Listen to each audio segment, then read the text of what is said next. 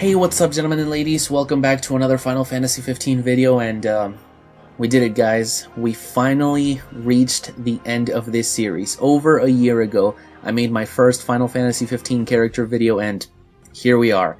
15 months and 15 videos later, ironically enough, we're finally finishing it off. And who better to do it with than with the main protagonist of our game, Noctis Caelum. Now, before I get started with the video, I would just like to give a shout out to Andres Capado, Mary Jones, Phil Anson, and Yolanda McNeil for suggesting the character. And honestly, thanks to everybody who suggested any character throughout all of my videos, even if I didn't get to it because sometimes I do have a hard time finding them. Thanks for, interacting with people in the comments and just basically becoming a part of this series. But with that out of the way, let's go ahead and get started, shall we? Now, I'm assuming that most of you guys have a pretty basic understanding of who Noctis is, but just in case you don't, he is the main character of Final Fantasy 15 and the one that the players get to control for the majority of the game. In terms of story, he is actually part of the royal family for one of Eos's 4 great nations, specifically the Kingdom of Lucis, where his father, Regis Caelum, rules as the king, and Noctis is actually the first in line to become king after him. As we find out in the Brotherhood anime, the person who is believed to be Noct's mother was actually killed by one of the demon beasts used by the Niflheim Empire, which Noct's family has been at war with for quite a while, and they are actually the main enemies of the game. At the beginning of Final Fantasy 15, Noctis is on the road with his 3 bros, Gladiolus his bodyguard, Ignis his driver, and Prompto his, just friend, I guess. The 4 of them are actually on their way to the city of Alticia, where Noctis is set to meet up with his fiancée, Lady Lunafreya of Tenebrae, when things go bad back home, and the main plot line actually revolves around him trying to get back to his kingdom and,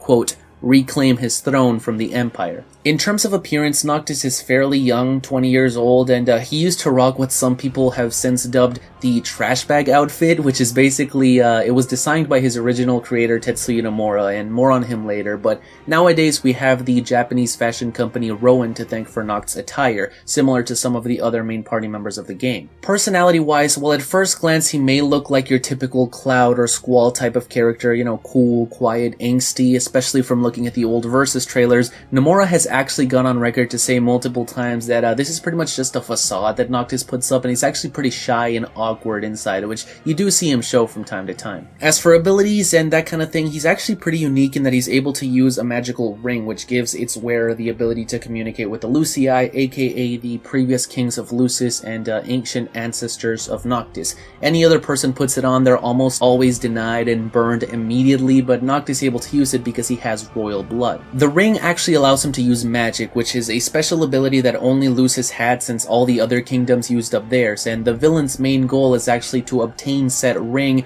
as well as the magic crystal, which allows the ring wearer to project magic to a much greater degree through it. Of course, as we see in Kingslave, they succeed at the crystal, not so much with the ring though. He also has in particular 2 special abilities that only the royals of Lucis can do. Armiger, which allows him to summon flying weapons that he can control for a limited amount of time, and Warp Strike, where he can basically throw his sword and immediately teleport to it. And before anybody brings this up, yes, I know that the glaive uses these abilities as well, but once again, this was thanks to Regis channeling the magic through the crystal, which is why once the crystal and, spoilers, Regis were gone, they lost that ability to do so. Though it's unclear if he still has it now, back in the Versus days it was actually described that Noctis had the ability to see people's deaths before they happened as well, and this was to contrast Luna, or I guess Stella's, ability to talk to gods, as her kingdom Tenebrae was more associated with life and is represented by the color white, while Noct's kingdom Lucis was represented by the goddess of death, Etro, and the color black. In addition to all that, Noctis is the only playable character in the game that can use a variety of weapons. While Gladio is mostly limited to great swords, Ignis to daggers, Prompto to firearms, Luna to polearms, blah blah blah, etc.,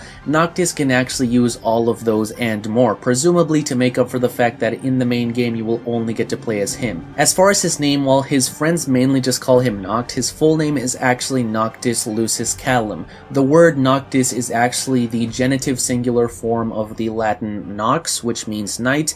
His middle name Lucis is a tradition in his family, and it is the name of the kingdom, but it too is the genitive form of a Latin word, this time lux, meaning light, or of the light, so Noctis Lucis basically means of the night light. And as for his last name, Caelum, it is the Latin word for sky, so Noctis Caelum just means night sky, and his full name, Noctis Lucis Caelum, roughly but not exactly translates to something along the lines of light the night sky. And actually, a little bit of trivia here, Tetsuya Nomura's other main character that he designed is Sora from the Kingdom Hearts series, and his name also means sky, but in Japanese, and he said that he purposely named these two to be direct opposites, sky for Sora and night sky for Noctis. And that's about it for the character of Noctis. I know that I didn't get to cover every detail about him, but there is a lot to this character out there, and I can't mention everything. I do hope that you guys still enjoyed it regardless, though, and in general, I hope that you guys enjoyed this series. It's actually one of, if not the most popular series on my channel,